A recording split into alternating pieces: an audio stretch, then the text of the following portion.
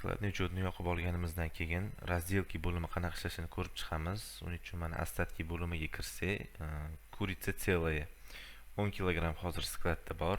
Razdelki bo'limiga o'tamiz. Создать разделку knopkasini bosamiz. Departament tanlab olamiz. Kuxnya.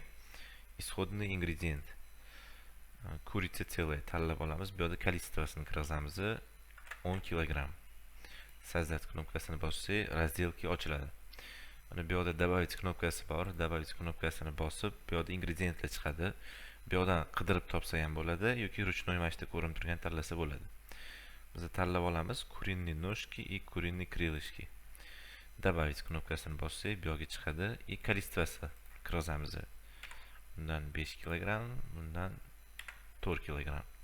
Bu yerda mana stoimostini kirgizishimiz kerak bo'ladi. Например, 60 40. Сохранить knopkasini bosamiz.